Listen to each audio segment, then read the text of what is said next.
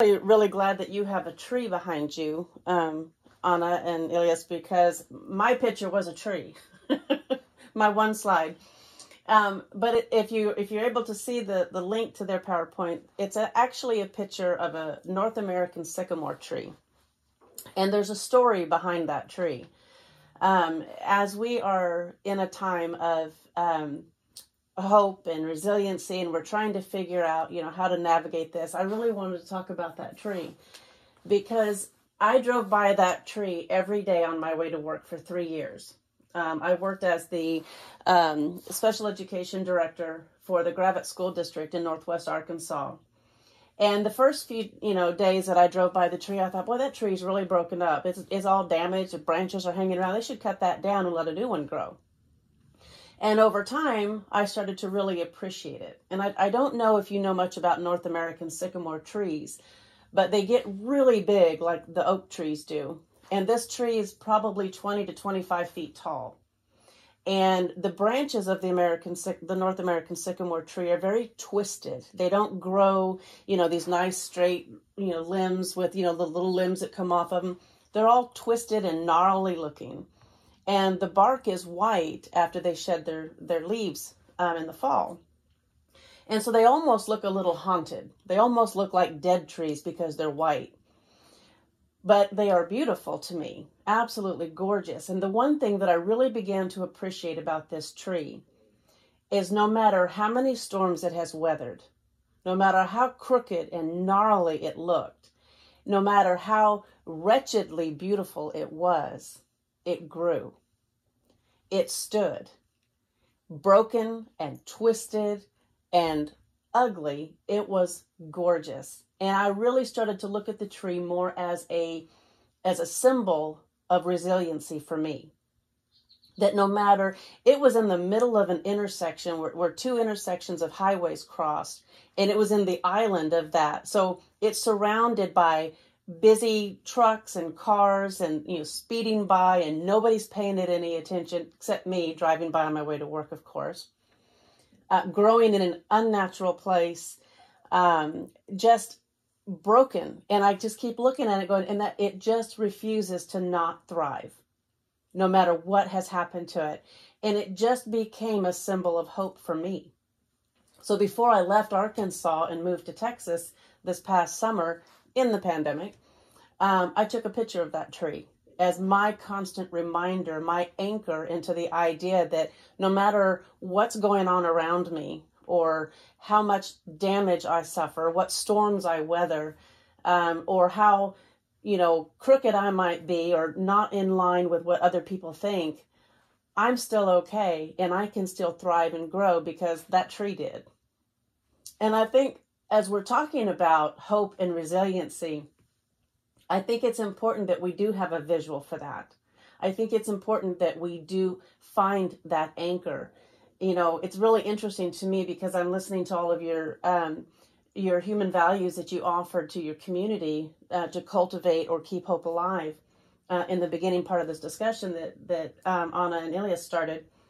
And in my work with appreciative inquiry, I actually really got into it during my dissertation. My work was in transformative leadership. And so I wanted to determine impact of appreciative inquiry. And what came out of that was that there's only really 3 ways that we can determine a change or an impact. And that's either we've changed or impacted how somebody feels, how they think, or what they do. And so working on the feeling part, I got involved in transformative emotional intelligence, which is everything that you guys are talking about. It is those, we call them soft skills, but it's those human connection abilities that make a difference and actually make things positive or improve the positivity and the human connections that we have and all the daily activities that we do. So it's critical that we develop those skills.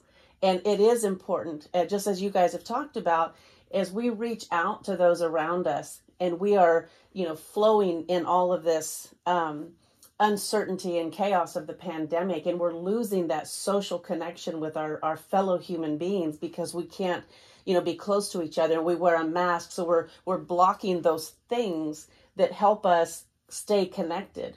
It makes it harder to maintain resiliency and feel hopeful because we're losing that social contact. So I'm going to leave you with my tree and the thought that we need to have something that is tangible, something that we can anchor to help us decide, to keep us focused on maintaining our course and continuing our path that we're on, even though it's difficult or we're weathered or crooked or, damaged from the storms around us. We can still thrive in those environments. The most recent part of what I've been working on, we talk about what people do, as I talk about having a tangible anchor to look at, a visual to keep, resiliency and hope alive and stay connected to those concepts. One of the things I'm really interested in pursuing right now is the behavioral part of appreciative inquiry as a tool, not to change the process, but to help find metrics within the process.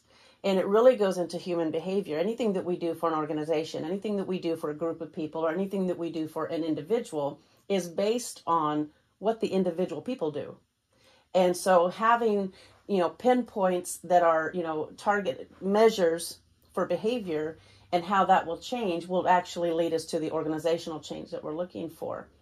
But I think that right now, our biggest focus in any work that we're doing with organizations, groups, or individuals is going to be centered on helping people find that connection to their hope and their resiliency. And even if they don't feel hopeful or don't feel very resilient, by measuring the behavior, I think gives us the opportunity to be able to, watch what they're doing. And I like using the phrase, I can't hear what you're saying because your actions are speaking so much louder. So it gives us an opportunity to really measure whether or not we're getting them on the right path and we're bringing them back to that centered place with hope and resiliency. That's what I really wanted to talk about with my tree today. So at this point, I think we'll open it up to, if you have questions about the things that we've talked about or things that you've seen in the article or questions about appreciative inquiry, then I'd like to open the floor up for those types of questions now or comments.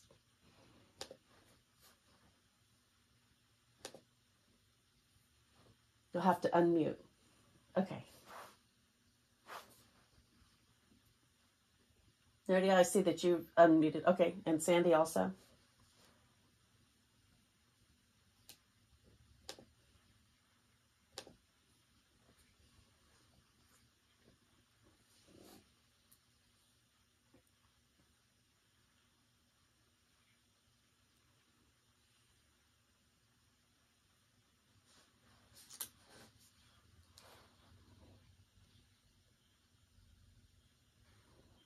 Corporate environment where I was teaching 32 people, all pissed off because they weren't getting the real product. They weren't getting physical connection. They weren't in classrooms the traditional way that we've had classrooms. And so there was some despair, anger, frustration, and so on. And what I found, I was working closely with my daughter, was we applied that principle of caring and involving and adapted what we had done. So there was a particular program that I'd worked with for more than 30 years and had done a certain way, and we kind of threw it out the window and said, that's not going to work on Zoom, so we'll find ways to engage people and show that we're caring and for them to learn in this Zoom environment. What happened with most, not with all, was that they eventually got to the point where they appreciated that they were able to connect with people, and that connection is so important, despite the pandemic, and it became more important to them. So it became a source out of the midst of the pandemic, kind of like your scarred and ugly tree, of people really feeling good about what happened. And that was pretty cool. Yeah, great story. Thank you for sharing that.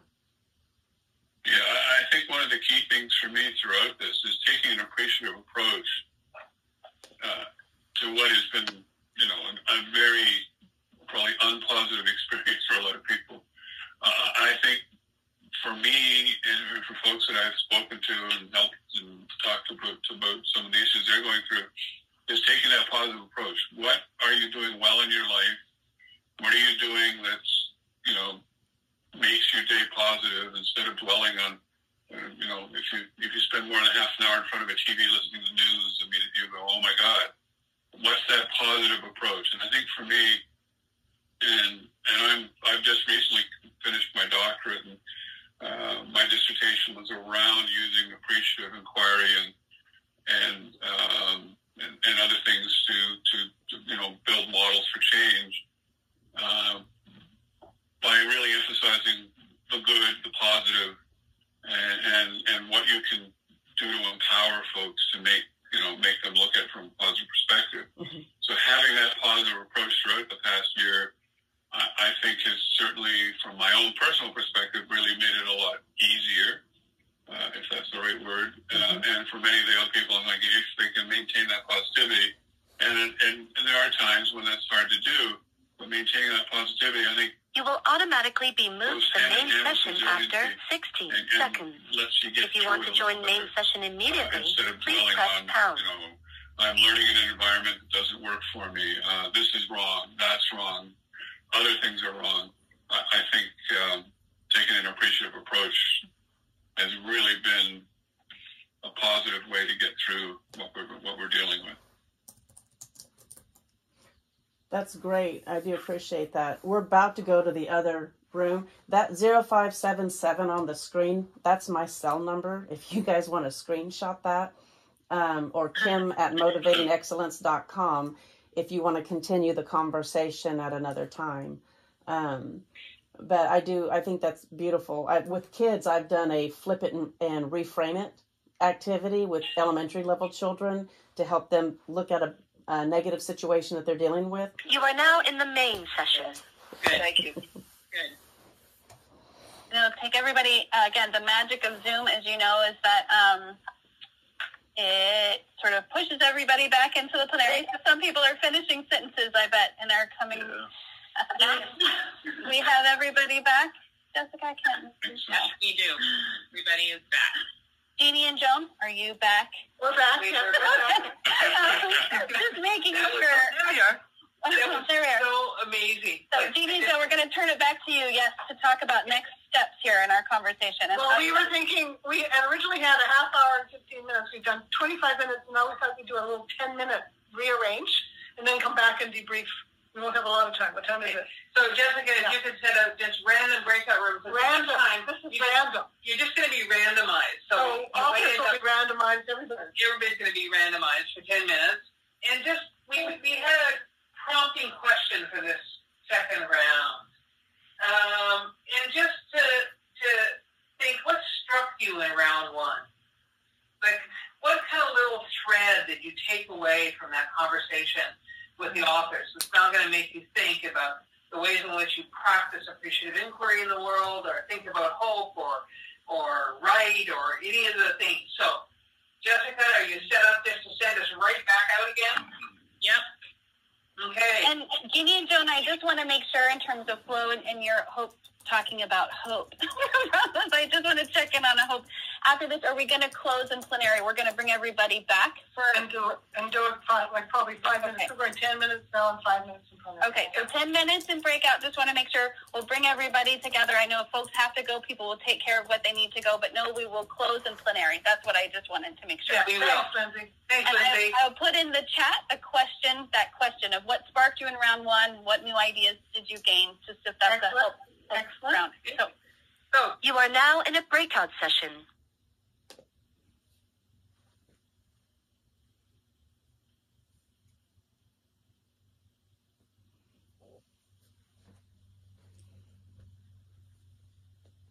Hello.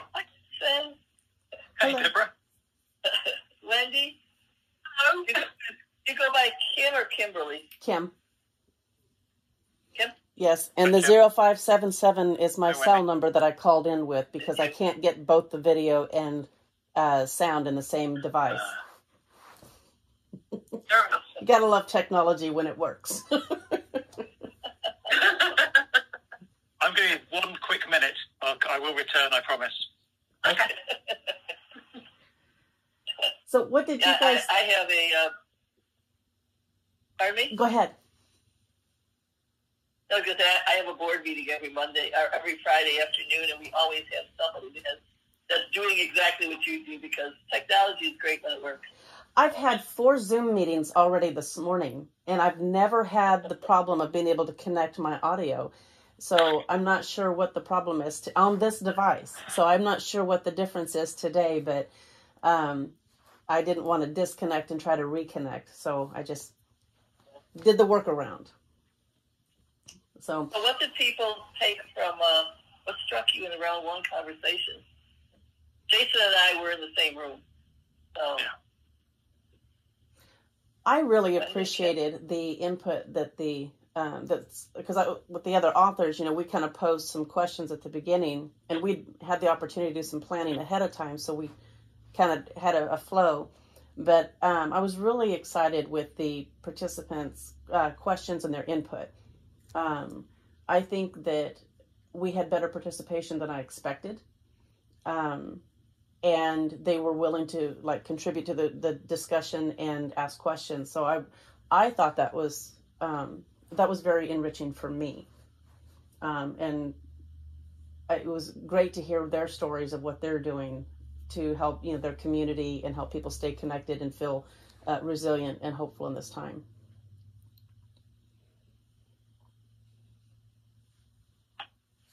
Wendy. I was lucky enough that Jeannie and Joan sort of dropped in on our little group that we had, and they asked a really interesting question about, as writers, how did we find that experience, or how was it for us to be actually writing about that, the reason why we wrote the article. And it was just so interesting, as we were talking as authors, what that meant for us and the things that we were thinking at the time. So it was just things you would not think of, but listening to other people's experiences was really quite uplifting in terms of as you sort of come, you think, no, this is just all crap, I'm just writing crap, and then it just sort of comes together in a really, really beautiful way. And then for me, it was I need more space, I need to write more, I hate having to cut this down. and everybody was sort of feeling the same thing. So it was good to be able to talk on that level about the experience that you had when you were writing. So that was one thing that really stuck with me. It was my first time writing with a co-author, and it was an interesting process. Yeah. I mean, we worked well together, but you have to get into a rhythm. Yeah. So, Jason, can I talk, or you want to talk? You go right ahead. One of the things that struck me about, we had some awesome conversation, I think, but the thing that struck me was at the end, we were talking about laughter and how important laughter is. And I do a lot of anti-racism work, and there's not a whole lot of laughter there. So, and I can get into a pretty funky mood with things that are going on in the world. And so I'm sitting here thinking, I periodically say, how could I use appreciative inquiry in this work? But then, I kind of forget. So I'm thinking, again, there's something that I some ways that, I don't know, bring laughter and bring more hope into the kind of the work that I do in the AI kind of viewpoint. So it's a lot of internal thinking, but that was a great conversation. Go ahead, Jason. Yeah, that's true for me too, Deborah. I noticed how I was moved and felt more hopeful as we giggled and laughed towards the end. It was an shared experience where, someone asked for permission and we all started laughing together. And that makes me wonder about the point that you were making about our human capacity to connect on multiple different levels. And it does flourish and it does lighten and it moves us in a way that I think if we focus on, and you're right, there are some terrible things that need facing into realistically, but the way that we do that is different. I think we can have a more life-affirming way of working. I think that's what I noticed, even with very difficult, tricky topics. Yeah. Well, right now, we're having this trial of the cop that killed George Floyd, and so it's heavy, and there's not a whole lot of laughter about that, and yet I think that's how we keep up our resilience and our hope. I don't know, it's very thought-provoking, but I didn't expect to come away with this kind of oh my goodness, deeper thoughts now. But even within those deeper thoughts, I think there is more room for a lot more laughter. It struck me that Charles asked for permission to laugh. Yeah. Wow, yeah. How far have we gotten where it's like we're asking each other for permission to laugh? I think that maybe your point, Deborah. Sorry, you go first. Sorry. Oh no, Jason, please go ahead. I was going to say, perhaps we need to find communities that we can laugh with, and not necessarily with the participants of the heavy topic. That can we can recharge and then move back into the workspace. Maybe that's what I'm noticing. Sorry, Kimberly. Oh no, I was just thinking that as I work in the school district, and so this has been a very big conversation for us, because our kids have been disconnected for 13 months now. And even though, we have some of the kids on campus, some are, online or whatever, it's still not the same. We've got them 6 feet apart. We've got masks on. We've got these little plastic, plexiglass dividers and everything. It's just not the social setting that as a social being, we're accustomed to. And the whole purpose of being in this environment is for that, I'm going to go back to the word human connection. And it's just really, really tough. A lot of the kids in our communities have experienced severe illness or death, loss of jobs, change, either they're losing their homes and moving in with other families, major changes. And so our big topic right now is, how do we help them cope? How do we keep them, the instance of depression is exponentially higher right now. And so how do we help them, get through this, and feel hopeful? Because in their limited life experience, they can't see that, oh, this too shall pass. It's just lingering. And so I think that, our adults are struggling as it is, but our children, I think, are casualties that we haven't spent as much time talking about, because we say, oh, kids are resilient, they'll get past it. But what is it going to look like on the other side? And how are we facilitating that, getting through it, building the resiliency and hope, helping them understand what the changes mean? Because we will never go back to normal. It'll never be normal again. So what will that look like for our kids? And what is the impact it's going to have, having over a year of without that social contact that they need? And how is that going to change how their brains are wired? Just crazy. The things we think Wendy, about. do you want to say anything real quick? Because we got a minute left. Oh, well, it's been a different experience for us in Australia from an education point of view, because it's not been like that. We went into hard lockdown at very, very early stages, so we didn't experience the level of long, drawn-out sort of separation that you guys unfortunately have done. I can't add anything to that, because it's not something we've experienced. My appreciative inquiry piece is about working with people with dementia. And so it was around working with people living with dementia, and I did an inquiry using their experience, looking at how we form a dementia inclusive community. Mm-hmm. And that was just before we went into lockdown. You will automatically be moved to the main session after 60 seconds. If you want to join the main session immediately, please press pound. So maybe we should all laugh right now. Okay.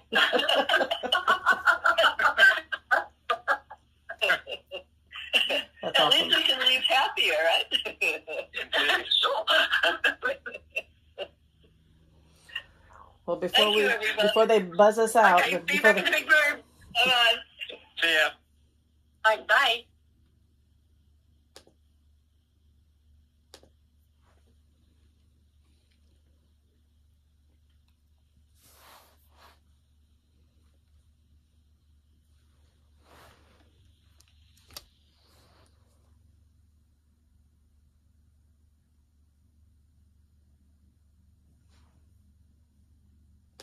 You are now in the main session. I love the, I want to be with Greece.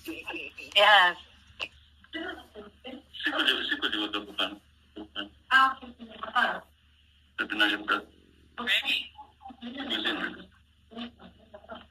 we have, let's see, Okay, everybody back? everybody's coming back. Everyone's back. And we have all of 3 minutes to be together in plenary. Time is socially constructed, Joan.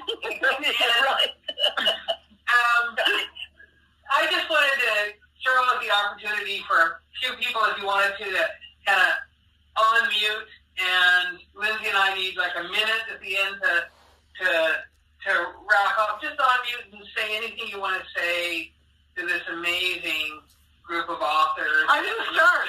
I think it was amazing. I just had so much fun. Wow. Thank you all. Let's do this again. Anybody else want to throw something in? Just unmute and talk. We can't see you all. This is Dale. I want to thank the two of you for this, because this has been without a doubt probably among the most amazing experiences, listening to people share. And I can't imagine what it would be like if I actually had an opportunity to hear everyone. And thank you. Sharon, your box is highlighted. Does that mean you want to say something, or are you just moving? Did you say Sharon? I did. Oh, that's probably because you're feeling my vibe of always wanting to talk. I'm just over the moon over here. Thank you so much. I just feel humbled and privileged, and just, beautiful. I'm gonna cut myself off because I'll go on, but I love you both, and your energy and your enthusiasm and your wisdom and your creativity, and thank you so much. This has been a blessing. Jeannie and Joan, I want to just thank you for the opportunity to contribute to the AI practitioner. It was an amazing opportunity, and I'm glad I had a chance to take advantage of it, and more importantly, today, because I think today has been spectacular. I agree with Rita on both accounts, all accounts. So we have 1 minute left. I want to give Lindsay just a second at the end to take us out. One of the powerful things for me today, in the February issue, I started with this kind of little ditty, I wouldn't call it a poem, about the idea that we as human beings are heliotropic, that we turn toward the sun. And I feel like as authors, as a collective group of authors, you have turned us toward the sun this morning. And I just want to say thank you to each of you for your writing, for coming today and sharing in really tight time frames your ideas and being part of this experiment with the Practitioner Journal about authors talking about their writing. So I just want to say this real heartfelt thank you to you all this morning for coming, and some of you at like 1 o'clock in the morning, and some of you at like 5 o'clock in the morning, and all the different time zones around the world. Lindsay, take us out. No, thank you, Jeannie and Joan. And yes, deep, profound bow to you, Jeannie and Joan, for holding the space of these two journal special issues, but holding the space today. Again, a special shout out to Sheila, our amazing, all things AI practitioner journal. Sheila, if you're still on here and hearing us, shout out to you, who really does just amazing, magical work to make sure that I said every issue of the journal is a gift to the world. And I'd like to just evoke another spirit here into our community. Some of you know her, some of you don't, but she has been a beacon of hope to many of us in times of darkness, was Jane Magruder Watkins, who I know has inspired many of you, and if not, I invite you to get to know her work. But as Jane, one of Jainism that many of you know, right, was the plan tight, hang loose motto of Jane. And so I think that I just want to give a shout out to Jane and recognize, Jeannie and Joan, that you definitely evoked her spirit today in this, as I said, appreciative experiment for us of bringing together authors, and for all of you participating in sort of our breakouts and self-discovery here. And what it's reminding us of things that we already know is just the importance of creating space. Space to be together, space to share our stories, space to hear each other, to look each other in the eyes, even if we're 6 feet apart or 6,000 miles apart, as many of us are right now. And so I just want to really, give gratitude for the space and the recognition that it's something at the Cooper Writer Center going forward we hope to hold and continue to hold and create more spaces for just these kind of conversations for us to come together. So you'll be hearing more from us at the Cooper Writer Center. As we said, we didn't record today's session given the dynamic breakouts that we were in, but we will be following up with you and everybody that registered for today to make sure that, again, you have the links to the AI practitioner, to the special issues, as well as to some other upcoming learning opportunities and space gathering things that we have, in addition to other ways you might want to contribute to the AI Practitioner Journal. We have another special issue coming out on AI and technology and other issues that are coming forward too. So you'll be hearing more from us, but I just want to close the space with a profound gratitude to all of you for being in this space and taking a moment in your own days, whatever time that is, to join us and share with us. So thank you so much. Be well, all of you, until we connect again. Very well, everybody. Yeah, thanks so much. Thank you. Thank you. Thank you so much. Thank you. Bye. Thank you. Goodbye. Thank you, everyone. Bye. Thank you. Everyone. Bye. Thank you, everyone. We just had a photograph for all of us. If you want to check it. Yeah. We weren't quite fast enough on that one. That was a great idea. We should have done that. Hi, everyone. Thank you. Bye, Thank you. Anna and Ilias, I'll send that